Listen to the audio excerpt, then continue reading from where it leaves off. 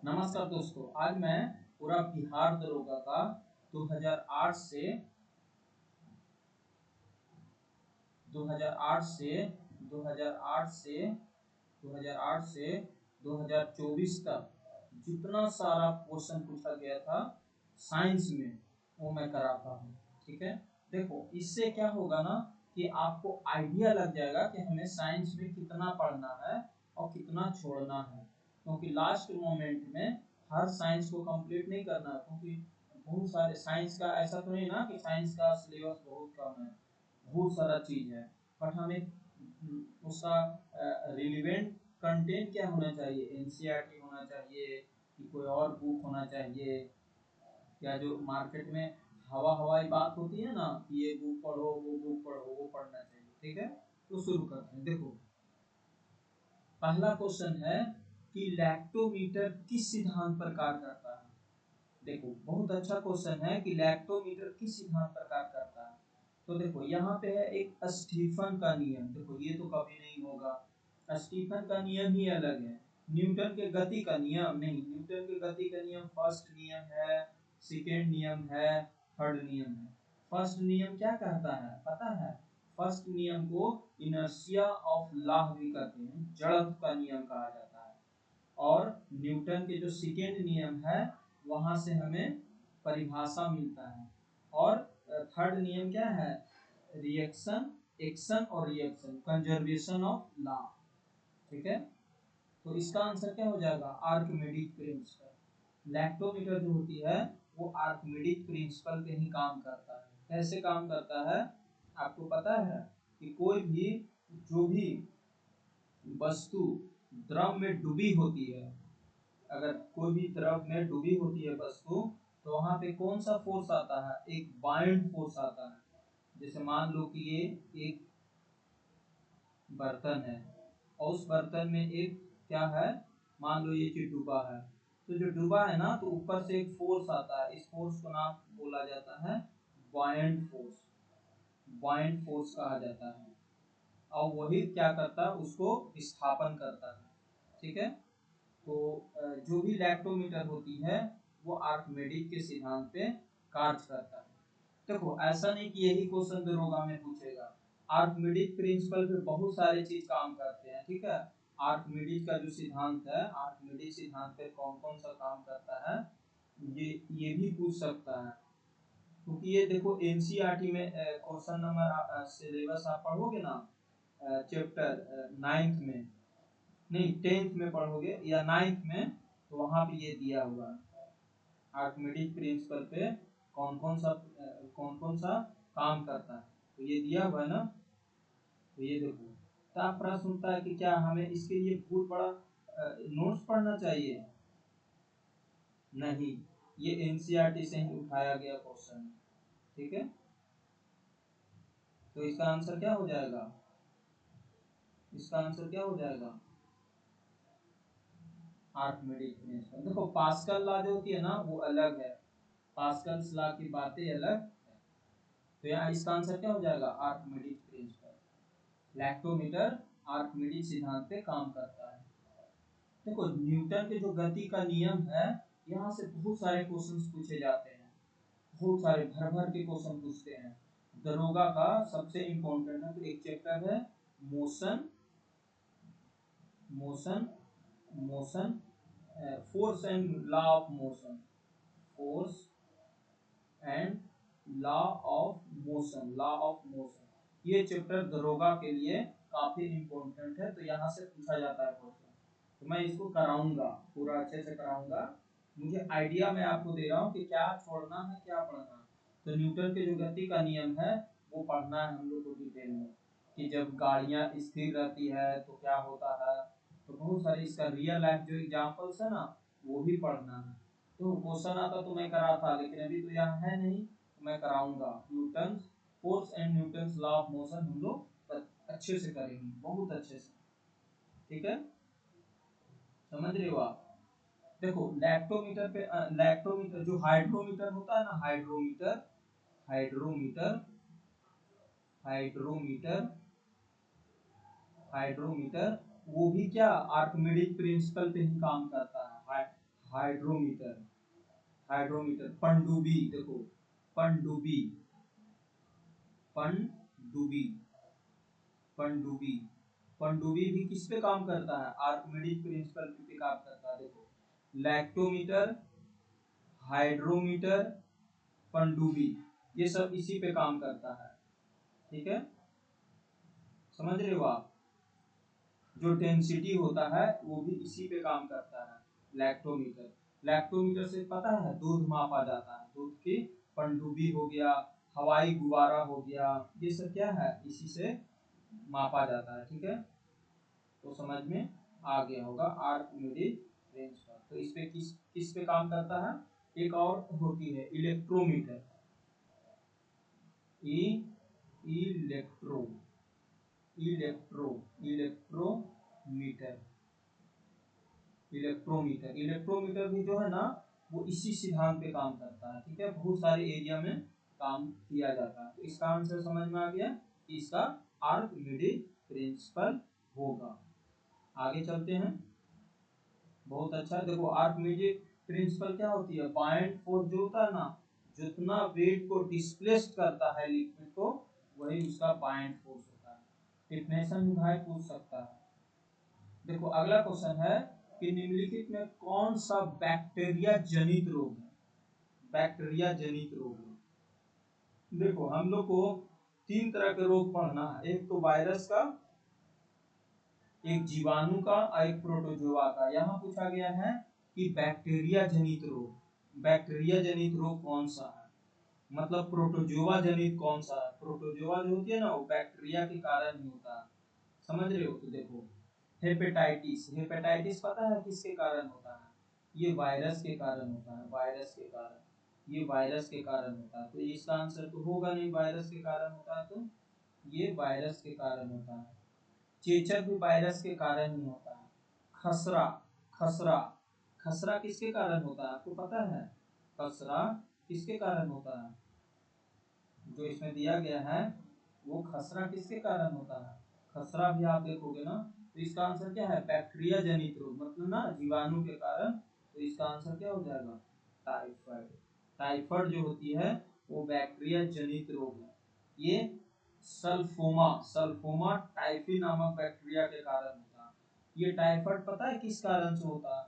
जब आप दूषित पानी, भोजन, गंदा पानी, भोजन आप खा लोगे तो क्या होगा? टाइफाइड हो जाता है। और आपको पता है कि जीवन में हर बार किसी न किसी को टाइफाइड होता ही है। इससे क्या होता है आपने जानते हो ना, तेज बुखार, सिर दर्द, कमजोरी सब होती है टाइफाइड।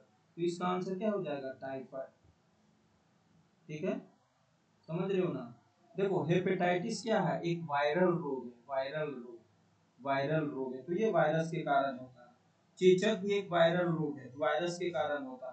खसरा, खसरा भी एक वायरल रोग है, चेचक के कारण, सॉरी किसके कारण होता है? वायरस के कारण होता है।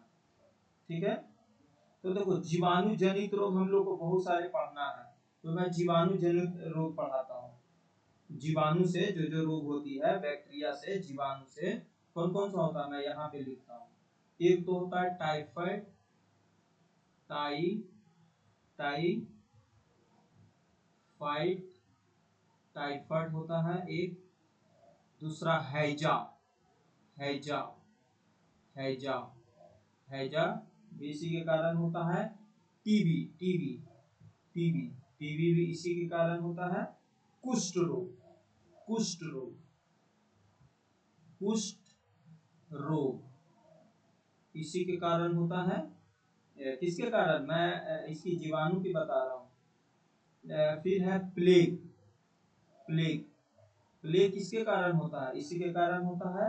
टीटनस, टीटनस, टीटनस, टीटनस इसी के कारण होता है। गोनोरिया, गोनेरिया, गोनेरिया,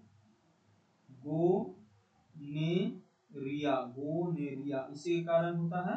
और निमोनिया, निमोनिया, निमोनिया ये सब किसके कारण होता है? नीमोनिया, नीमोनिया, नीमोनिया इसके कारण होता है। सब किसके कारण? जीवाणु के कारण। कौन कौन सा रोग?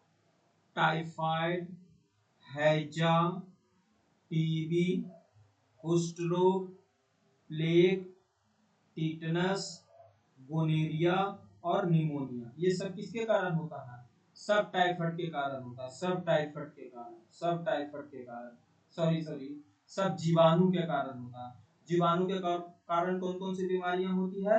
टाइफाइड, हैजा, टीबी, कुष्ठ रोग, प्लेग, टीटनस, गोनेरिया और नामेरिया। फिर से सुनो, टाइफाइड, हैजा, टीबी, कुष्ठ रोग, प्लेग, टेटिनस, गोनेरिया और नामेरिया, ये सब किसके कारण होता है? जीवाणु के कारण, मीन्स बैक्टीरिया के कारण। वायरस के कारण देखो क्या क्या होता है। वायरस के कारण तीन तो यही लिखा हुआ है, एक तो हेपेटाइटिस होता है, एक चेचक होता है, एक खसरा होता है। तीन तो यही पे हो गया, चेचक के कारण, चेचक हो गया, हेपेटाइटिस हो गया, खसरा, तीन तो यही लिखा हुआ। फिर है पोलियो, पोलियो, पोलियो, पोलियो भी वायरस के कारण होता है। डेंगू, डेंगू, डेंगू मच्छर जो काटता है ना, उसी के कारण होता है। हेपेटाइटिस यहाँ पे लिखा हुआ है, रेबीज, भैया कुत्ता के काटने से रेबीज होता है, तो रेबीज, रेबीज, ठीक है। फिर कोविड-19, एड्स, समझ रहे हो ना, एड्स, एड्स, एड्स, एड्स, सेलिना, क्या बोलते हो, एलिसा टेस्ट से किया जाता है इसका टेस्ट। तो देखो वायरस, वायरस से कौन कौन होता है? तीन तो यही लिखा हुआ, एक तो हेपेटाइटिस, चेचक, खसरा, पोलियो, रेबीज, एड्स और डेंगू, ये सब किसके कारण होता है? वायरस के कारण होता है। प्रोटोजोआ से भी बहुत सारी बीमारियां होती है। प्रोटोजोआ से देखो काला जार होता है, काला जार, काला जार सबसे फेमस है प्रोटोजोआ से। काला जार, काला, काला, काला जार, जार, काला जार, ये इसी के कारण होता है, ठीक है। ट्राइनोमियस संक्रमण सब इसी के कारण होता है, ठीक है। देखो एक चीज जानो, जो जीवाणु जनित रोग होता है ना, वो ज्यादा दूषित पानी, हवा, इसके कारण फैलता है। और जो विषाणु होता है ना, वो ज्यादा से ज्यादा मच्छर काटने से या संक्रमण से फैलता है। जैसे खसरा हो गया, चेचक हो गया, डेंगू हो गया, एड्स हो गया, ये सब क्या है? कोविड हो गया, ये सब विषाणु जनित रोग है। और मलेरिया जनित रोग जानते हो ना, जो प्रोटोजोआ है, प्रोटोजोआ वो क्या है?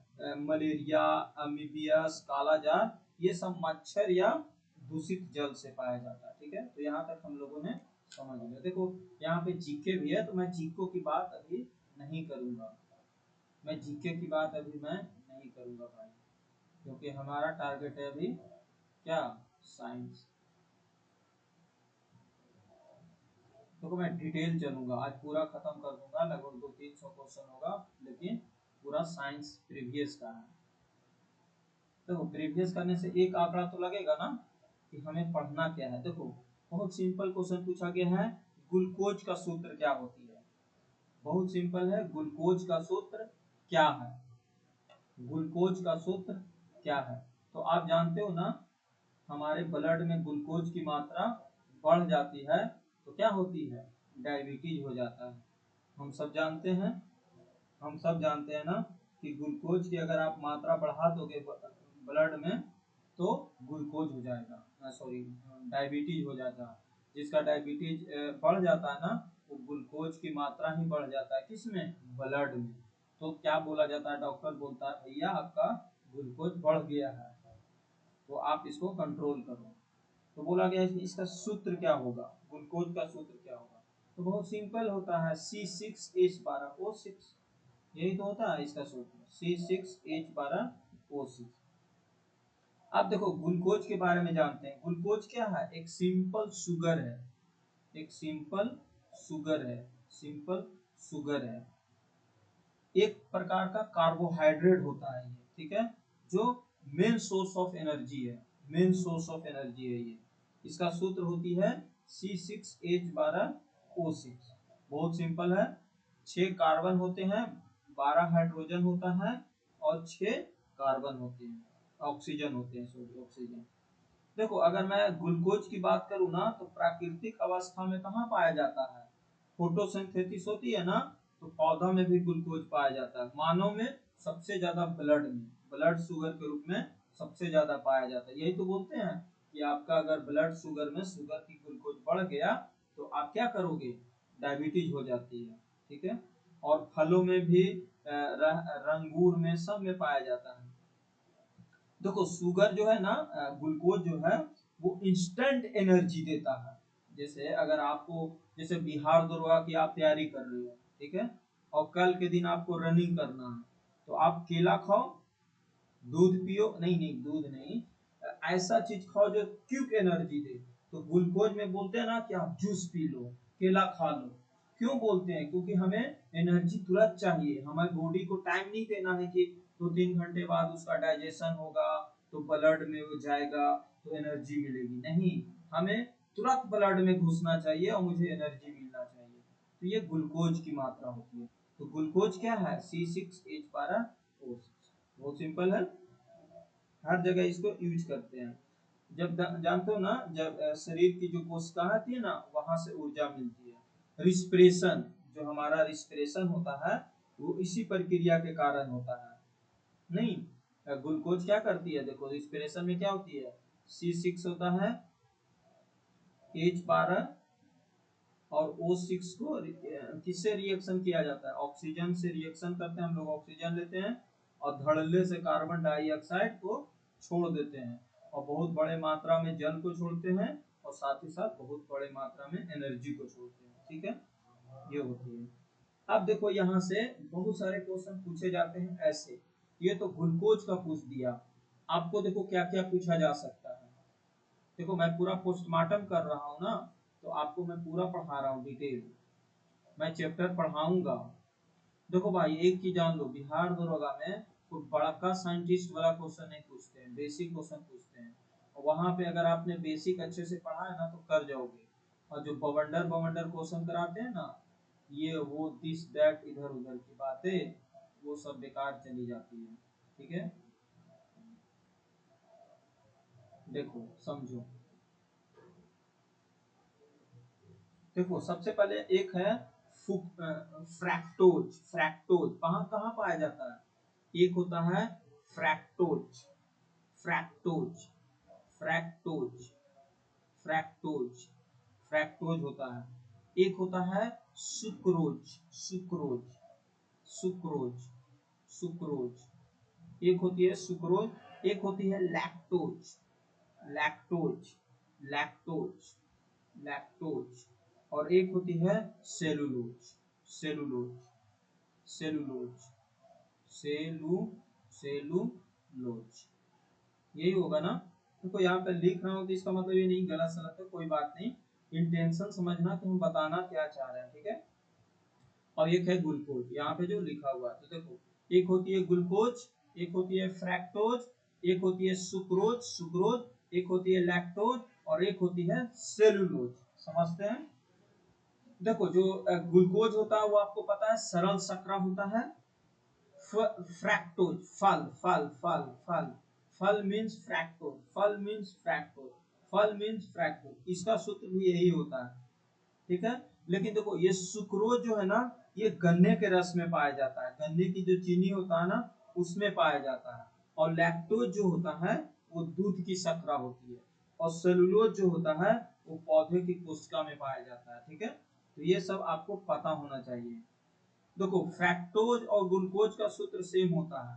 फ्रैक्टोज की बात करें और ग्लूकोज की बात करें तो दोनों का सूत्र सेम ही होता है, C6H12O6।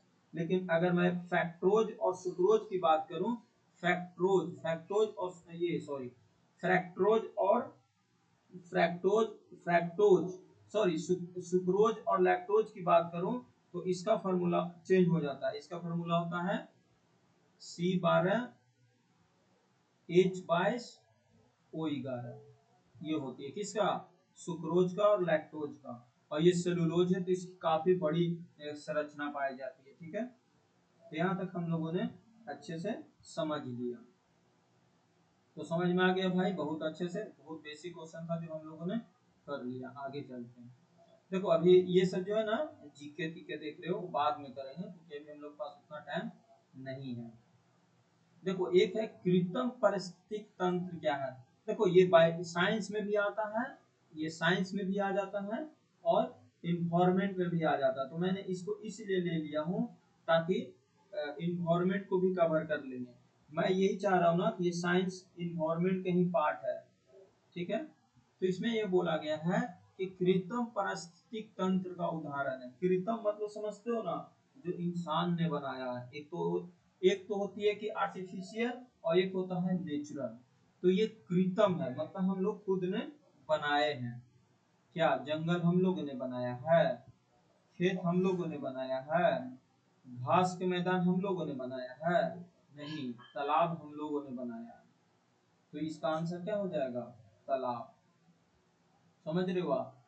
कृत्रिम पारिस्थितिक तंत्र मतलब इंसान के द्वारा बनाया गया पारिस्थितिक तंत्र है। समझ रहे हो ना, ये इसकी बात की जा रही है। तो इसका आंसर क्या हो जाएगा, सॉरी सॉरी कृत्रिम पूछ रहा है वो, सॉरी सॉरी सॉरी सॉरी, खेत हो जाएगा ना, खेत हो जाएगा, खेत। तो वो कृत्रिम मतलब देखो सबसे पहले पारिस्थितिक तंत्र क्या होती है। पारिस्थितिक तंत्र होती है, इसमें बायोटिक, सॉरी मैं अच्छे से नहीं समझ पाया था क्वेश्चन। एक होती है बायोटिक और एक होती है एबायोटिक। एबायोटिक, बायोटिक में वो चीज आते हैं जो जीव जंतु होते हैं, और एबायोटिक में वो चीज आते हैं जो क्या होती है, निर्जीव होते हैं। अब इसमें दो चीज होती है, एक तो प्राकृतिक पारिस्थितिक तंत्र होता है नेचुरल, एक होता है नेचुरल और एक होता है कृत्रिम। कृत्रिम प्राकृतिक में क्या हो जाएगा, देखो प्राकृतिक में क्या हो जाएगा, जंगल हो जाएगा प्राकृतिक में, ठीक है, जंगल हो जाएगा, तालाब हो जाएगा, घास के मैदान हो जाएगा, ये सब क्या है, प्राकृतिक है। लेकिन खेत जो है ना, खेत खेत वो कृत्रिम पारिस्थितिक तंत्र आता है, मतलब मनुष्य द्वारा बनाया जाता है या इसका नियंत्रित किया जाता है। तो इसका आंसर क्या हो जाएगा, खेत हो जाएगा। समझा, देखो ऐसे समझते हैं। देखो हमारे पारिस्थितिक तंत्र में दो चीज आता है, एक बायोटिक आता है। बायोटिक में वो चीज आता है जो जीव जंतु होंगे, जिनके पास जीव जंतु हैं, जैसे हम हो गए, आप हो गए, जंगल सॉरी पेड़ पौधे हो गए, सारे जानवर हो गए, वो सब बायोटिक हो गए। अबायोटिक वो होती है जिसके पास जीव जंतु नहीं, जैसे पहाड़, नदियां, झरना, तालाब, ये सब। अब आती है ना कि कृत्रिम पारिस्थितिक तंत्र पूछा है, तो इसमें यह पूछा गया है कि आपको दो तरह का होता है, एक होती है नेचुरल और एक होती है आर्टिफिशियल। नेचुरल वो होती है जो इंसानों ने नहीं बनाया। क्या तालाब इंसानों ने बनाया है, घास के मैदान इंसानों ने बनाया है, जंगल इंसानों ने बनाया है नहीं, ये सब आर्टिफिशियल है, मतलब नेचुरल है। लेकिन खेत तो हम लोगों ने बनाया है। खेत देखते हो ना, छोटा बड़ा बना सकते हो और इंसानों के द्वारा इसको कंट्रोल किया जाता है। इसका आंसर बी हो जाएगा, एक्वा, एक्वारियम, बाग बगीचे, ये सब, ठीक है। तो ये समझ में आ गया होगा। आते हैं उत्प्रेरक। उत्प्रेरक का मतलब होता है कैटलिस्ट।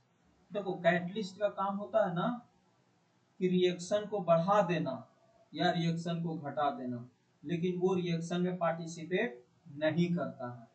उत्प्रेरक का काम यही होता है। तो देखो अभिक्रिया की दर को बढ़ा देना, बिल्कुल। अभिक्रिया की दर को घटा देना, बिल्कुल।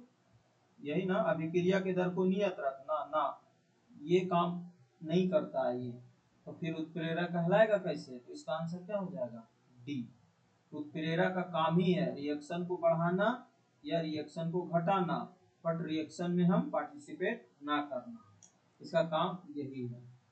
जैसे होता है ना, दुश्मन का काम क्या होता है, लड़ा देना, बर्बाद कर देना और वो साइड कमीशन से भाग जाना। देखो साइमन कमीशन आया, वो हम लोग बाद में पढ़ेंगे, अभी कमीशन बाद में पढ़ेंगे। देखो अगला है कि धात्विक खनिज का उदाहरण। देखो एक होता है मेटेलिक जिसमें मेटल का मात्रा होगा, और एक होगा नॉन मेटेलिक जिसमें नॉन मेटल होगा, नॉन मेटल होगा, ठीक है, नॉन मेटल होगा।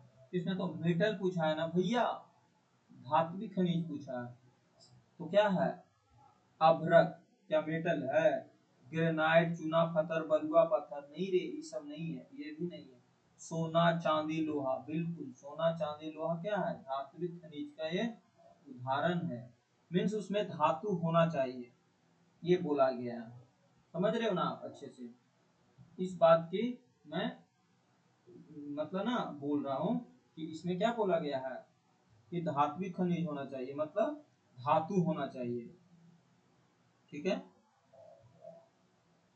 तो इसका आंसर क्या हो जाएगा, सोना चांदी लोहा।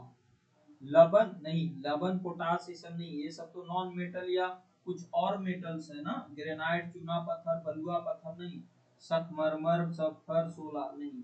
देखो लोहा तो इसमें है लेकिन इसमें सल्फर है, सल्फर क्या है, नॉन मेटल है, तो ये नहीं होगा। तो क्लियर हो गया, मेटेलिक मिनरल्स मतलब समझते हो ना, सीधा इसका आंसर हो जाएगा, क्या हो जाएगा इसका आंसर,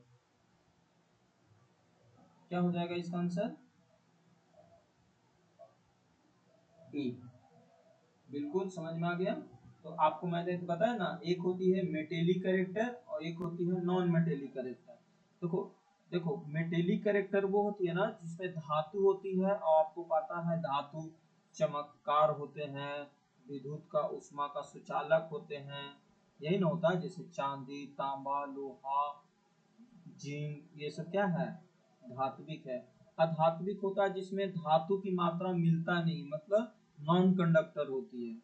उसमें क्या है, जैसे लवण पोटास चूना, ये सब जो एग्जाम्पल्स में दिया गया। ठीक है, तो ये हम लोग को समझ में आ गया। देखो ये है, ये तो हम लोगों ने कर लिया था, इसका आंसर फिर था, मैंने बता दिया, रिपीट हो गया है। उत्प्रेरक का काम क्या है, अभिक्रिया को बढ़ाना और घटाना, इसका आंसर डी हो जाएगा। ये रिपीट हो गया है, कोई बात नहीं, धात्विक रिपीट हो गया है। देखो अब अगला चलते हैं। देखो है लघुपथन के समय परिपथ में क्या हो जाता है। देखो एक होती है फॉर्मूला, क्या होती है, H equal to I I square R T, ये फॉर्मूला आपने पढ़ा होगा, हीट बराबर। फिर होती है P बराबर होती है V into I V square by R या आई स्क्वायर बाई आर, ये सब होती है। लेकिन यहाँ पे क्या कराना कि लघुपतन जब शॉर्ट सर्किट लगती है तो करंट क्या होती है।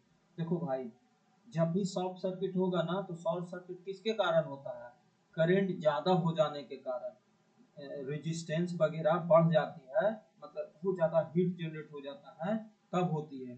तो धारा का मान घट जाता है, नहीं रे, धारा का मान घटेगा तो शॉर्ट सर्किट कैसे लगेगा, विभवांतर का मान बढ़ जाता है, नहीं, धारा धारा का मान बढ़ जाता है, धारा का मान जो होती है ना वो बहुत ज्यादा बढ़ जाती है, इसी के कारण शॉर्ट सर्किट लगता है। समझ रहे हो आप, समझ रहे हो, यही बात है कि शॉर्ट सर्किट में जनरली क्या होती है, क्या होती है, धारा का मान बहुत ज्यादा बढ़ जाता है। देखो ना, इसमें तो ये फॉर्मूला नहीं लगेगा, मैं दूसरा ऐसे रिवीजन करा रहा था। लघुपथन मतलब जहाँ भी शॉर्ट सर्किट होगा ना तो धारा का मान बहुत तेजी से बढ़ जाता है, डिटेल बढ़ता है, क्योंकि करंट के कारण ही तो फ्यूज उड़ती है, और बहुत ज्यादा मात्रा में क्या होती है, धारा बढ़ जाती है। तो इसका आंसर क्या हो जाएगा, धारा का मान बढ़ जाना। ठीक है, बहुत आसान भाषा में हम लोगों ने समझ लिया क्यों ऐसा होता है। देखो मैं बताता हूँ, देखो क्या होता है कि जब भी किसी इलेक्ट्रिक सर्किट में धारा प्रवाहित होता है तो रेजिस्टेंस तो कम होता है, क्या होती है, V equal to I R, यही होती है ना, आर बहुत कम होता है। लेकिन जैसे ही उसमें क्या होती है, धारा बहुत तेजी से बहने लगती है तो शॉर्ट सर्किट हो जाता है। क्यों होता है, क्योंकि आपको पता है ना कि आई बराबर होती है V बटे आर, V बटे आर, और रेजिस्टेंस यहाँ बहुत कम है तो करंट बहुत ज्यादा होगा ही, बहुत ज्यादा होगा, रेजिस्टेंस कम रहेगा तो करंट ज्यादा होगा, और करंट ज्यादा होगा तो क्या होगा, हीट हो जाएगा पूरा वायर, पूरा वायर हीट हो जाती है, और हीट होने के कारण क्या हो जाती है, गल जाती है। इसलिए धारा का मान अचानक, देखो तो यहाँ धारा का मान भी लिखा हुआ है और कभी कभी आपको लिखा रहेगा अचानक, अचानक, अचानक, अचानक बढ़ जाती है, तो ये भी आंसर सही होगा। ठीक है, अगला क्वेश्चन है बहुत अच्छा क्वेश्चन है साइंस का। कह रहा है ना मस्तिष्क का सबसे बड़ा भाग कौन सा होता है। देखो हमारा जो ब्रेन है ना, हमारा ब्रेन वो ब्रेन को 3 पार्ट में बांटा गया है। एक तो होता है फोर ब्रेन, एक होता है हिंड ब्रेन और एक होता है मिड ब्रेन। तो बोला गया है कि मस्तिष्क का सबसे बड़ा भाग कौन सा होगा, तो सेरिब्रम, सेरिबेलम, सेरिबेलम। देखो ऑप्शन में है सेरिबेलम, सेरिब्रम, हाइपोथैलेमस और मेंडुला। तो इसका आंसर कौन सा होगा, कौन सा होगा। देखो मैं आपको बताता हूँ एक एक बात डिटेल में। देखो ये जो सेरिबेलम है, सेरिबेलम, सेरिबेलम।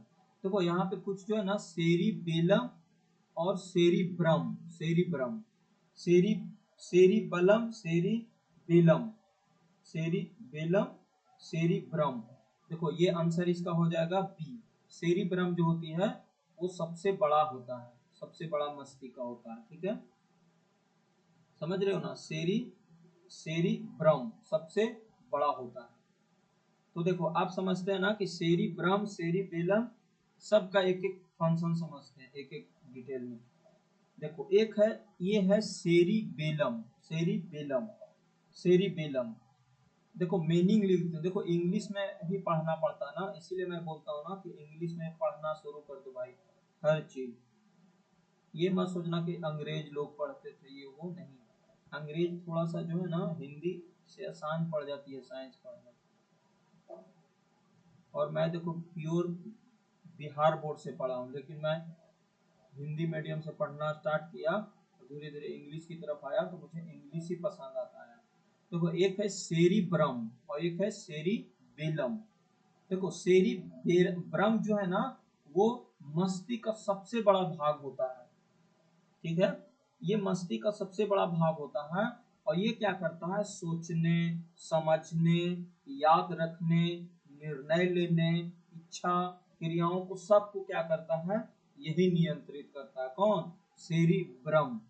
सेरिबेलम पता है बैलेंस करता है, बैलेंस, शरीर को बैलेंस करता है। जो शरीर का जो कोऑर्डिनेशन और बैलेंस का काम है ना, वो सेरिबेलम का काम है, सेरिबेलम का। ठीक है, सेरिबेलम का काम है। मोंडुला, देखो यहाँ पे एक मेंडुला, मेंडुला क्या करता है, जैसे हृदय की धड़कन, पाचन, अनैच्छिक क्रियाएं जो भी है, जैसे अचानक आप झिक दिए, अचानक आप छिक दिया, झुकनी आ गया, या अचानक आपको उल्टी आ गया, ये सब ब्लड सर्कुलेशन जो हो रहा है वो आपके अंडर में नहीं है, सब मेंडुला का, मेंडुला के काम है। ठीक है, समझ रहे हो आप, समझ रहे हो ना। तो सेरिब्रम जो है ना वो सबसे बड़ा है और क्या काम करता है, मस्तिष्क का सबसे बड़ा भाग है, सोचने का, समझने का, निर्णय लेने का, इच्छा से कोई क्रियाओं करने का, सब सेरिब्रम करता है। सेरिबेलम का काम क्या है, वो कोऑर्डिनेशन करता है कि आपको कितना तेज दौड़ना है, रनिंग करना है, आप दौड़ रहे हो कब रुकना है, सब सेरिबेलम का काम है। मतलब बैलेंस और कोऑर्डिनेशन का काम सेरिबेलम का है। मेंडुला क्या करता है, जितने भी अनैच्छिक क्रियाएं होती है वो सब मेंडुला का काम है। समझ रहे हो आप। तो सेरी ब्रह्म का काम आपने समझ लिया, थिंकिंग, मेमोरी, रीजनिंग, बोलना, सुनना, देखना, शरीर के इच्छा से जो भी गतियां निर्धारित होता है सब सेरी ब्रह्म का काम है। ठीक है, तो यहाँ तक हम लोगों ने अच्छे से समझ लिया। तो इसका आंसर क्या हो जाएगा भैया, सेरी ब्रह्म। देखो यहाँ पे ब्रह्म है, ब्रह्म, तो ब्रह्म याद करना, ब्रह्म है। ठीक है, अच्छे से हम लोगों ने समझ लिया। देखो इतना डिटेल मैं आपको इसलिए समझा दे रहा हूँ ना, ताकि आपको पढ़ने में मजा आए, नहीं तो क्या होगा ना कि आप कंफ्यूज रहोगे। समझ रहे हो आप। अगला क्वेश्चन है, निम्नलिखित में कौन मानव हार्मोन नहीं है। देखो हमारे पास क्या होती है ना, दो तरह का हार्मोन होती है, एक तो प्लांट हार्मोन होता है और एक क्या होती है, ह्यूमन का हार्मोन होती है। तो इसमें से मानव हार्मोन कौन सा है, नहीं है मानव हार्मोन। देखो मानव हार्मोन, देखो इंसुलिन क्या है, मानव हार्मोन है। ठीक है, साइटोकाइनिन, साइटोकाइनिन, फिर है कैस्टोलोनिन और एस्ट्रोजन। देखो साइटोकाइनिन जो है ना वो मानव हार्मोन नहीं है। समझ रहे हो, मानव हार्मोन नहीं है। मैं आपको पूरा डिटेल आपको एक एक पार्ट बताता हूँ, अच्छे से आप समझना इसको। देखो इसमें क्या बोला गया है कि कौन सा मानव हार्मोन नहीं है। ठीक है, देखो इंसुलिन क्या है, मानव हार्मोन है। जब भी ब्लड में शुगर की मात्रा बढ़ जाता है तो इंसुलिन ही तो बोला जाता है। फिर है देखो कैंस्टोलिन, मैं इसको थोड़ा सा इरेज करता हूँ ना, तो आपको क्लियर दिखाई देगा कि मैं क्या बोलना चाह रहा हूँ। देखो देखो एक है इंसुलिन, एक है इंसुलिन और एक है एस्ट्रोजन और एक है कैल्सिटोनिन और एक है साइटोकाइनिन। देखो ये जो साइटोकाइनिन है ना भैया, ये प्लांट हार्मोन है, ये प्लांट हार्मोन है, प्लांट हार्मोन। ठीक है, एस्ट्रोजन और कैल्सिटोनिन और इंसुलिन सब मानव हार्मोन है। ठीक है, समझ रहे हो, आपको समझ में आया आपको? हाँ, तो इसका आंसर क्या हो जाएगा, बी हो जाएगा, बी।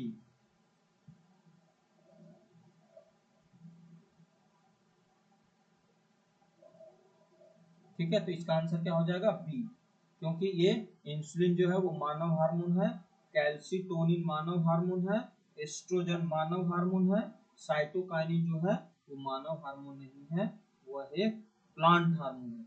आप कहोगे ना कि क्या सर ये क्या है, तो देखो हम लोग इसको डिटेल पढ़ते हैं भैया, मजा आएगा। देखो हमारे बॉडी में हार्मोन निकलता है। देखो ये चैप्टर बहुत इंपॉर्टेंट है, हर एग्जाम में पूछता, बिहार दरोगा में भर भर के पूछता, पता नहीं इससे क्या प्यार है, तो मैं ये चैप्टर कराऊंगा।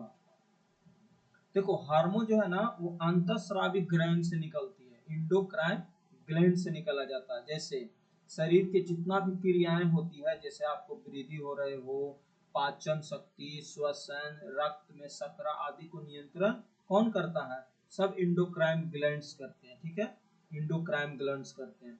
तो आपको पता है ना कि हमारे शरीर में बहुत सारे ग्लैंड्स निकलती है। जैसे इंसुलिन, इंसुलिन कहाँ से निकलता है, ये अग्नाशय से निकलता है, अग्नाशय से ये निकलता है, अग्नाशय से, अग्नाशय से, अग्नाशय से निकलता है, अग्नाशय से। पता है ये रक्त शर्करा को नियंत्रित करता है, जिसका डायबिटीज हो जाता है वो इंसुलिन की मात्रा ही बढ़ जाता है। डॉक्टर लोग बोलते हैं ना कि आप परहेज करो, जैसे मेरी मम्मी को क्या है, इंसुलिन है, तो मेरी मम्मी पढ़ी लिखी नहीं है, तो उनको हम हमेशा बोलते हैं कि आप ये कीजिए वो कीजिए, मानती नहीं है, और डॉक्टर बोलता है कि तुम सब खाओ, तो डॉक्टर तो बोलेगा भैया उसको हर महीने जाओ 2,000 रुपया दे के आ जाओ, तो इसलिए बोलता है कि तुम सब कुछ खाओ। समझ रहे हो ना, तो ये इंसुलिन अग्नाशय से निकलता है। ठीक है, एंड्रियल हार्मोन, ये आपने सुना होगा, एंड्रियल हार्मोन ये अधिवृक्क ग्रंथि से निकलता है। एंड्रियल हार्मोन जो होती है वो अधिवृक्क ग्रंथि से निकलता है, जिसमें डर, तनाव, खतरे के समय शरीर को क्या करता है, सक्रिय कर देता है, एक्टिव कर देता है, एंड्रियल हार्मोन। आगे आएगा, पूछा है एग्जाम में।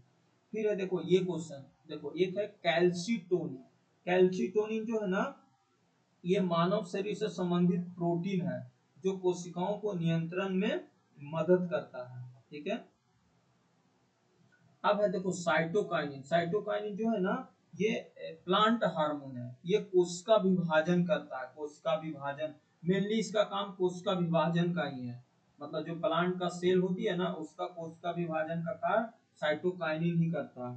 कोशिका विभाजन का काम, वृद्धि का काम, बढ़ का काम, ये सब करता है। ठीक है, समझ रहे हो ना, तो आपको ये समझ, देखो मैं डिटेल पढ़ाऊंगा पूरा अच्छे से, तो लेकिन मैं आइडिया दिला दे रहा हूँ कि कहाँ पे कौन कौन सा हमें पढ़ना जरूरी है। ठीक है, अच्छे से, ज्यादा कुछ नहीं पढ़ना है, जो पूछा गया है क्वेश्चन उसी को बेस बना के पढ़ना पड़ेगा, कम समय में अच्छा तैयारी करना है। ठीक है, आगे चलते हैं। देखो अगला क्वेश्चन है, अगला क्वेश्चन क्या बोला गया है कि एकल एकल आवृत्ति वाले ध्वनि को क्या कहा जाता है, तो एकल वाले को टोन कहा जाता है, एकल वाले जो होती है उसको टोन कहा जाता है, एकल आवृत्ति वाले। देखो आपको पता है ना कि अगर हम साउंड पढ़ते हैं ना तो तीन चीज के बारे में हमें पता होना चाहिए। एक तो फ्रीक्वेंसी के बारे में पता होना चाहिए, अगर आप जानते हो तो फ्रीक्वेंसी के बारे में पता होना चाहिए, एक एम्पलीट्यूड के बारे में पता होना चाहिए,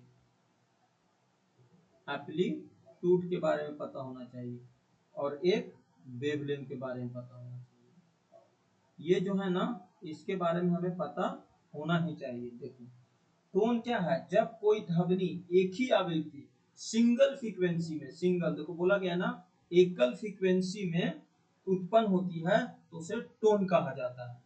ठीक है, ये प्योर साउंड टोन कहते हैं। ऐसी ध्वनि जो एक ही सिंपल ब्रिज में बनती है, जैसे आपने टर्निंग फॉर्क देखा होगा, ये सिंगल टोन में होती है। अब मल्टीपल फ्रीक्वेंसी से जो मिलकर बनता है ना, वो स्वर होता है, म्यूजिकल टोन कहा जाता है, म्यूजिकल टोन। ये देखो स्वर लिखा हुआ है ना, ये मल्टी मल्टी फ्रीक्वेंसी से बनता है, मल्टी मल्टी मल्टीपल फ्रीक्वेंसी से बनाया जाता है, मल्टीपल फ्रीक्वेंसी से बनाया जाता है। तो ये मल्टीपल फ्रीक्वेंसी, अगर सिंगल फ्रीक्वेंसी से तो टोन, और मल्टीपल फ्रीक्वेंसी से तो स्वर कहा जाता है। जैसे सा रे गा मा पा, ये सब क्या है, डबल टोन है, डबल फ्रीक्वेंसी के यूज हो रही है, तो ये स्वर हो गया।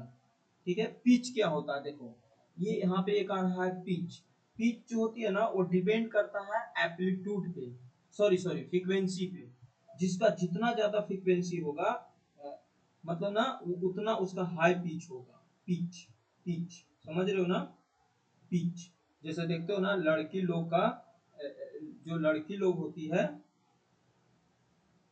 उसका देखोगे ना तो साउंड में क्या होती है, वो मधुर सा आवाज होती है।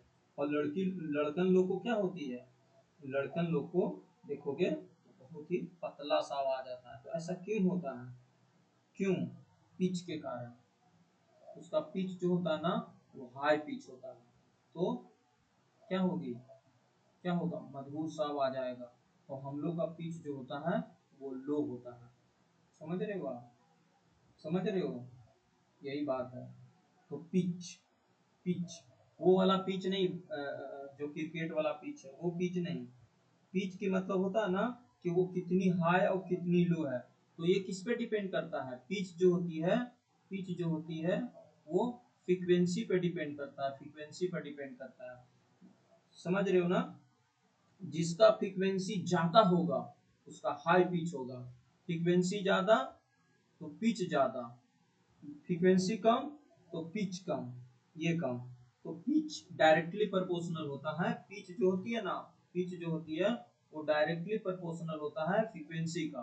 जितना पिच बढ़ेगा उतना फ्रीक्वेंसी बढ़ेगा। समझ रहे हो ना, यही होता है। देखते हो ना पुरुष की जो आवाज होती है वो कम होती है, क्योंकि उसका लो पिच होता है, मीन्स लो फ्रीक्वेंसी होता है। और महिला का जो फ्रीक्वेंसी होता है वो अधिक होता है, क्योंकि उसका पिच हाई होता है। समझ रहे हो ना, और बच्चे का तो बहुत हाई होता है। समझ रहे हो ना, यही बात बोला गया। ठीक है, तो पिच जो होती है ना वो फ्रीक्वेंसी पे डिपेंड करता है। ठीक है, और लाउडनेस, लाउडनेस जो होती है ना वो एम्पलीट्यूड पे डिपेंड करता है कि आवाज कितना तेज होगा और कितना धीमा होगा। ठीक है, जैसे संगीत है, अब जो गायक होता है ना वो उच्च स्वर में गाता है तो हाई पिच में है। अगर वो धीमा और गहरा स्वर में गा रहा है तो लो पिच में है। तो बच्चे की आवाज देखते हो ना हाई पिच में होती है, और पुरुष की आवाज देखते हो तो लो पिच में होती है। समझ रहे हो ना, तो ये सब बातें अच्छे से ध्यान रखना होगा। बेसिक बातें हैं लेकिन ध्यान रखना होगा भाई। अगला क्वेश्चन है कि बर्फ क्या है। बर्फ मतलब समझ रहे हो ना, H2O, H2O ही तो है बर्फ, और क्या है। तो बर्फ में कौन सा बंधन होती है, बर्फ में कौन सा ऐसा बंधन होता है, मतलब ना बर्फ में ऐसा कौन सा बंधन होता है। तो देखो यहाँ पे तीन चार तरह का बंध है, एक तो सहसंयोजक बंधन है, एक हाइड्रोजन बंधन है, एक आणविक ठोस है, और एक उप सहसंयोजक बंधन है। समझ रहे हो। अब देखो जब तक अब बॉन्ड के बारे में नहीं पता रहेगा तो इस क्वेश्चन को लेगा ये तो आसान है, रट जाएंगे काम चल जाएगा। चलो ठीक है, रट के आप काम चला लोगे, लेकिन क्वेश्चन थोड़ा सा घुमा फिरा दिया तो फिर तो रटा विधि खत्म हो जाएगा। समझ रहे हो ना आप, तो इसका आंसर क्या मानोगे, हाइड्रोजन। देखो बर्फ जो होती है ना वो जनरली क्या होती है, H2O ही होता है। अब इसको समझना। तो इसमें बोला गया है, देखो सहसंयोजक बंधन क्या होगा, कोवैलेंट बॉन्ड, हाइड्रोजन बॉन्ड। एक है उप सहसंयोजक बंधन, इसको बोला जाता है पोलर कोवैलेंट बॉन्ड, और एक है आयनिक बॉन्डिंग। देखो बर्फ जो होती है ना वो जनरली H2O होता है, और प्रत्येक अणु, प्रत्येक वाटर के जो वाटर मॉलिक्यूल्स होती है वो ऑक्सीजन के साथ, देख रहे हो ना, हाइड्रोजन के साथ, ऑक्सीजन के साथ जुड़े हुए हैं। तो ये क्या है, एक परमाणु ध्रुवीय पोलर कोवैलेंट बॉन्ड से जुड़ा हुआ है। लेकिन जब ये जब बर्फ बन गया, पानी से जब जमकर बर्फ बन गया, तो अणु हाइड्रोजन एक दूसरे से ऑक्सीजन के साथ आकर्षित करता है, इसलिए ये हाइड्रोजन बंध बन गया। तो इसका आंसर क्या हो जाएगा, हाइड्रोजन बंध। समझो, देखो ये बर्फ की बात किया गया है, ना कि जल का। जल जो होती है ना वो देखो ऑक्सीजन और हाइड्रोजन के बीच में अगर आप देखोगे तो पोलर कोवैलेंट बॉन्ड से जुड़े होते हैं, लेकिन ये तो बर्फ बन गया है, पानी नहीं है, बर्फ है। बर्फ की जो अणुआ होती है ना वो हाइड्रोजन बंध से होता है, क्योंकि इस कारण से इसके बीच में अधिक होती है, इसलिए तो इसका डेंसिटी बहुत कम होता है। यही कारण है कि पानी में तैरते रहता है बर्फ। समझ रहे हो आप, बिल्कुल। तो इसका आंसर क्या हो जाएगा, हाइड्रोजन बर्फ। कंफ्यूज नहीं होना है। देखो अगला क्वेश्चन है कि किसी अर्धचालक के ताप बढ़ने पर उसकी प्रतियोगिता क्या होगा, प्रतियोगिता क्या होगा, घट जाएगा, घट जाएगा। देखो दो चीज होती है, एक होती है रेजिस्टेंस और एक होती है रेजिस्टिविटी। समझना, एक होती है रेजिस्टेंस और एक होती है रेजिस्टिविटी। रेजिस्टेंस जो होती है ना वो लेंथ पर भी डिपेंड करता है, एरिया पर भी डिपेंड करता है, टेम्परेचर पे भी डिपेंड करता है, और मटेरियल पे भी डिपेंड करता है, मतलब नेचर ऑफ मटेरियल पे करता है। मटेरियल, इसका मटेरियल कैसा होगा, मटेरियल कैसा होगा, इस पे भी डिपेंड करता है। लेकिन रेजिस्टिविटी जो होती है वो टेम्परेचर पे और नेचर ऑफ मटेरियल पे करता है। उसको ना लेंथ से मतलब है, ना क्रॉस सेक्शनल लेंथ से मतलब है, ना एरिया से मतलब है। लेकिन जब टेम्परेचर की बात आती है, टेम्परेचर की बात आती है, तो जैसे ही आप टेम्परेचर बढ़ा दोगे तो मेटल होगा, मेटल होगा, तो टेम्परेचर बढ़ाने से रेजिस्टेंस भी बढ़ जाएगा और घटाने से घट जाएगा। मैं किसकी बात कर रहा हूँ, मेटल में। लेकिन यहाँ पे तो अर्धचालक है, अर्धचालक है, तो अर्धचालक में अगर आप ताप बढ़ाओगे ना तो उसकी प्रतियोगिता जो होती है वो घट जाती है। ठीक है, ऐसा समझो, जब भी पदार्थ को समान तापमान पर थोड़ी सी भी मात्रा में विद्युत प्रभावित करेंगे ना, जैसे सिलिकॉन, जर्मेनियम, ये सब क्या है, लेकिन जब ताप बढ़ाने पर अर्धचालक इलेक्ट्रॉन उत्तेजित हो जाती है, इसलिए विद्युत धारा थोड़ा सा कम वहन करने लगता है। यही कारण है कि अर्धचालक में प्रतिरोधकता जो होती है वो घट जाती है टेम्परेचर बढ़ने में। तो बस आपको ये ध्यान रखना है, ज्यादा आपको दिमाग नहीं दौड़ाना है, तो कि अगर मेटल होगा और टेम्परेचर बढ़ाओगे तो उसकी रेजिस्टिविटी बढ़ जाएगी, लेकिन अगर अर्धचालक होगा तो घट जाएगी। ये ध्यान रख सकते हो ना। यही पे अगर चालक होता तो बढ़ जाती, तो क्या है यहाँ पे अर्धचालक है तो घट जाएगा। समझ में आ गया, ये अर्धचालक है। अर्धचालक में अगर ताप बढ़ाओगे तो घटेगा, और चालक होता ताप बढ़ाओगे तो बढ़ेगा। बस इतना ध्यान रखना है आपको। अगला क्वेश्चन है कि ओडोमीटर एक उपकरण है जिसके ताप में किया जाता है, भैया दूरी को मापने में किया जाता है। आपने गाड़ी देखा होगा तो ओडोमीटर लगा रहता है कि आप कितना गाड़ी चलाए हो, जैसे मोटरसाइकिल में आपने देखा होगा ओडोमीटर लगा रहता है। तो ओडोमीटर में से हमें दूरी को मापता है, बल को मापता है नहीं, शक्ति को मापता है नहीं, दूरी को मापता है। ठीक है, मतलब एक ऐसा यांत्रिक डिजिटल उपकरण होता है जो वाहन द्वारा तय की गई कुल डिस्टेंस को मापता है। समझ रहे हो ना, बहुत ही नॉर्मल। तो देखो आप एक समझ लो, जो ओडोमीटर होता है वो दूरी मापता है, एक होती है स्पीडोमीटर वो गति को मापता है, एक तो होता है एमीटर धारा को मापता है, एक होता है वोल्ट मीटर जो विभवांतर को मापता है, और एक होती है बैरोमीटर जो वायुदाब को मापता है। तो ये सब तो हम लोगों ने पढ़ लिया होगा। अगला क्वेश्चन है आगे। देखो ये जो क्वेश्चन मैंने लिया ना, ये शायद ज्योग्राफी का है, लेकिन मैं साइंस को भी लेके चलता हूँ, क्योंकि साइंस में मैं सॉरी, ये इन्वायरमेंट में मानो इसको या साइंस में मानो, बात बराबर है। ठीक है,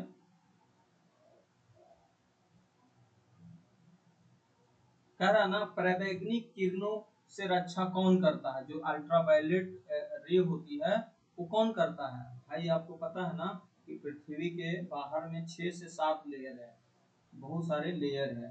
तो उस लेयर में कौन सा ऐसा लेयर है जो पराबैंगनी को रक्षा करता है, पराबैंगनी किरणों से हमें बचाता है।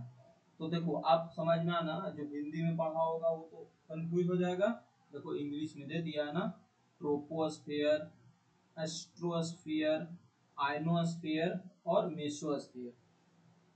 आप देखो जो हिंदी मीडियम वाले होंगे ना बच्चा, वो कंफ्यूज होके रह जाएंगे, नहीं होता है, दम हो जाएगा इस क्वेश्चन से कंफ्यूज, उनको पता ही नहीं चलेगा। इसलिए मैं बोलता हूँ ना कि आपको अच्छे से पढ़ के जाना है एग्जाम देने। दरोगा का एग्जाम है, लेकिन रटा विधि नहीं है, इतना भी रटना नहीं है, समझ समझ के पढ़ना पड़ेगा, क्योंकि एग्जाम में प्रेशर ज्यादा रहता है तो आप गलत कर दोगे। ठीक है, तो यही ना, अल्ट्रा अल्ट्रा वायलेट किरणें से रक्षा करने वाली कौन होती है, तो ट्रोपोस्फियर, एस्ट्रोस्फियर, आयनोस्फियर और मेसोस्फियर। तो इसका आंसर क्या हो जाएगा, एस्ट्रोस्फियर। एस्ट्रोस्फियर ही ना करता है। अरे एक देखो, एक मंडल है और इसके मंडल के बाद ही तो एजोन लेयर है, तो यही एजोन लेयर को छिद्र ना करे, इसके लिए एस्ट्रोस्फियर किया जाता है। ठीक है, आपको पता है ना कि वायुमंडल में हम लोग को 4 तरह का लेयर है। एक है ट्रोपोस्फियर, जो सबसे नीचे है, यह मौसम परिवर्तन के बारे में बताता है, जैसे बारिश होना, बादल होना, यही। और एक है एस्ट्रोस्फियर, यहीं पे ओजोन लेयर है, 12 से 50 किलोमीटर के अंदर इसी ओजोन लेयर इसी में है।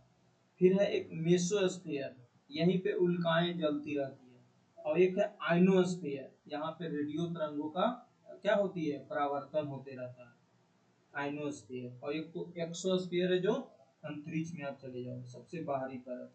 ठीक है, तो ओजोन लेयर जो होती है ना, वो O3 होती है, O3 गैस से। और O3 से बचाने के लिए ही, अल्ट्रा वायलेट किरणें से बचाने के लिए लाया जाता है। और ये लगभग 20 से 30 किलोमीटर के अंदर होता है, मतलब पृथ्वी से दूर। ठीक है, समझ में आ गया। और ओजोन लेयर काफी खतरनाक है, आपको पता होना चाहिए। क्यों, क्योंकि CFC गैस निकलने से ही ओजोन लेयर का उपयोग कम किया जाता है। और आपको ये भी पता होगा कि ओजोन लेयर हर साल 16 सितंबर को मनाया जाता है। ठीक है, और भी बहुत सारे पार्ट है इसका, लेकिन हम लोग को साइंस पढ़ रहे हैं ना, उतना दूर नहीं जाना है। कह रहा है किसने गति के नियमों को प्रतिपादन किया था। भैया गति का नियम तो वही न्यूटन ने दिया था। कौन दिया था, न्यूटन ने साहब ने दिया था। गति के 3 नियम दिए थे, न्यूटन का पहला नियम, न्यूटन का दूसरा नियम और न्यूटन का तीसरा नियम। तो कौन दिए थे, गति का नियम दिया था न्यूटन ने। ठीक है, यहाँ तक आपको क्लियर हो गया होगा। आगे का क्वेश्चन करते हैं। देखो आगे का क्वेश्चन है ना, प्रकाश संश्लेषण में आवश्यक है। तो प्रकाश संश्लेषण में क्या आवश्यक है, आप खुद कॉमन सेंस लगा सकते हो। प्रकाश संश्लेषण कहाँ होती है, प्लांट लेती है। तो प्लांट के लिए हमें क्या क्या चाहिए, क्या क्या चाहिए। प्लांट को अगर आपको प्रकाश संश्लेषण करवाना है तो क्या चाहिए, क्या चाहिए, सबसे पहली बात यही है। क्योंकि आपको पता है ना कि वो प्रकाश संश्लेषण प्लांट करके और भोजन तैयार करता है, अपना भोजन। हम लोग नहीं करते हैं, हम लोग तो खुद से बना के खा लेते हैं, लेकिन प्लांट को तो ऐसा नहीं चाहिए ना, उसको फोटोसिंथेसिस करना पड़ता है। तो प्लांट को यहाँ पे फोटोसिंथेसिस कराने के लिए क्लोरोफिल चाहिए, बिल्कुल क्लोरोफिल ही चाहिए, ऑक्सीजन नहीं चाहिए, ऑक्सीजन तो रिलीज करता है। क्लोरेला चाहिए, उपयोग में से कोई नहीं, देखो सभी दिया हुआ था, लेकिन हमें क्या चाहिए, क्लोरोफिल चाहिए। एक होती है ना इक्वेशन, CO2 H2O, फिर हमने क्या किया, लाइट से क्लोरोफिल, क्लोरोफिल में लिख देता हूँ, क्लोरोफिल शॉर्ट में लिख देता हूँ। क्लोरोफिल क्या मिलती है, C6H12O6 ये मिला, और बहुत बड़ी मात्रा में क्या रिलीज करता है, ऑक्सीजन। यही करता है ना, कार्बन डाइऑक्साइड, कार्बन डाइऑक्साइड चाहिए, H2O चाहिए, लाइट चाहिए, क्लोरोफिल चाहिए, और ये रिलीज करता है, उसके साथ साथ ग्लूकोज। तो क्लोरोफिल क्या है, एक हरा ग्रीन पिगमेंट है। इसी के कारण ही तो, क्लोरोफिल के उपस्थिति के कारण ही तो पत्तियां में हरा दिखता है। ठीक है, उपस्थिति के कारण ही तो क्या नहीं हरा होती है। और एक होती है कि पत्तियों में जो उपस्थित होता है ना, क्लोरोप्लास्ट, उसमें पाया जाता है, जो सूर्य के प्रकाश अवशोषित कर लेता है और उसे रासायनिक में चेंज कर देता है। ठीक है, तो हमें क्या चाहिए, प्रकाश संश्लेषण के लिए सबसे इंपॉर्टेंट है हमारा क्लोरोफिल। ठीक है, समझ में आ गया। अगला है प्राकृतिक सफाई कर्मी किसे कहा जाता है। देखो, एक तो होता है, क्या कहेंगे, प्राकृतिक सफाई कर्मी, डिकम्पोजर। जैसे देखते हो ना, केचुआ वगैरह ये सब उसको तो खा पी के क्लियर कर देता है। तो प्राकृतिक उपचार, देखो ये तो, ये क्या है, ये प्रोड्यूसर है, ये प्रोड्यूसर है, ये प्रोड्यूसर है, तो ये तो होगा नहीं। ये क्या है, ये है उपभोक्ता, कंज्यूमर, कंज्यूमर। ये क्या है, अपघटक, देखो यही होगा, डिकम्पोजर, डिकम्पोज कर देना, डिकम्पोजर, डिकम्पोजर। और ये क्या है, उपभोक्ता, मतलब ना कंज्यूमर थ्री, तो इसका आंसर क्या हो जाएगा, अपघटक ही होगा, क्योंकि प्राकृतिक में जो भी कर्मी होती है ना, वो अपघटक ही होता है। जैसे मरा हुआ पौधा, पशु, जानवर, उसको देखते हो ना, कीड़ा मकोड़ा क्या करते हैं, डिकम्पोज करके स्वाहा कर देते हैं, नेचुरल क्लीनर की तरह काम करते हैं। समझ रहे हो ना, जैसे बैक्टीरिया, फफूंद, कीटाणु सब क्या करते हैं, अपघटक करके उसको खत्म कर देते हैं, तो डिकम्पोज करते हैं। तो यही तो प्राकृतिक सफाई कर्मी है। समझ रहे हो ना, जैसे मृत पौधा या आप आदमी को छोड़ दो कुछ दिन के लिए, उसको क्या करेंगे, जीवाणु लोग खा पी के क्लियर कर देंगे। ठीक है, यही होता है, मृत पदार्थों को सड़ने में मिट्टी या में चेंज कर देते हैं, यही होता है डिकम्पोजर। यहाँ तक आपको समझ में आ गया। अगला क्वेश्चन है, निम्नलिखित में कौन सी विशेषता खनिजों में नहीं पाया जाता। देखो ये जो है ना, साइंस का भी ले सकते हो और ज्योग्राफी का भी आप ले सकते हो, लेकिन मैंने इसको साइंस में ही कंसीडर किया है। ठीक है,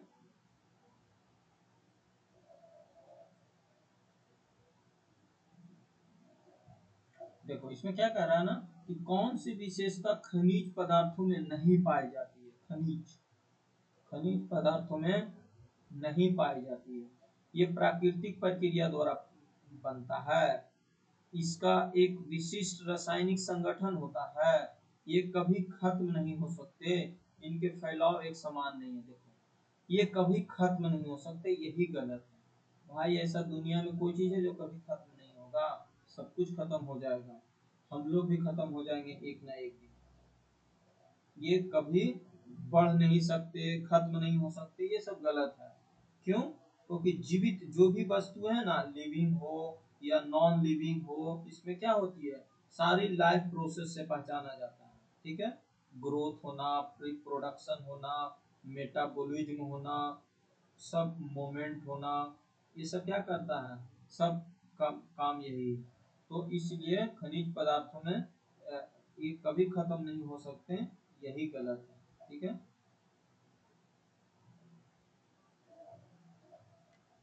ठीक है, समझ में आ गया।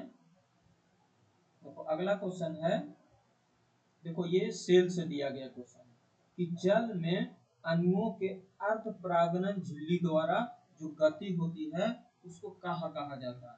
देखो ये काफी कंफ्यूजिंग हो जाता है कभी कभी बच्चों के लिए, अगर आप सही से नहीं समझ पाओगे तो क्वेश्चन गलत हो जाएगा। देखो एक होती है डिफ्यूजन और एक होती है परासरण। ठीक है, डिफ्यूजन होती है वो जनरली गैस में होती है। जैसे मान लो आपने कपूर को रख दिया, तो देखोगे ना पूरा धमक रूम में आ जाएगा। वो गैस था तो वो विसरण के कारण हुआ, मतलब डिफ्यूजन के कारण हुआ, वो फैल गया। लेकिन यहाँ तो बोला गया है अर्ध प्राग्न झिल्ली, तो अर्ध प्राग्न जो झिल्ली होती है ना, वो सीधे से ना प्रासरण के द्वारा, विसरण नहीं, प्रासरण के द्वारा। बहुत ही सिंपल क्वेश्चन है, लेकिन कंसेप्ट को क्लियर कर लेना है। समझ रहे हो आप? मतलब ना जब जल के अणु अर्ध प्राग्न झिल्ली के द्वारा गति करता है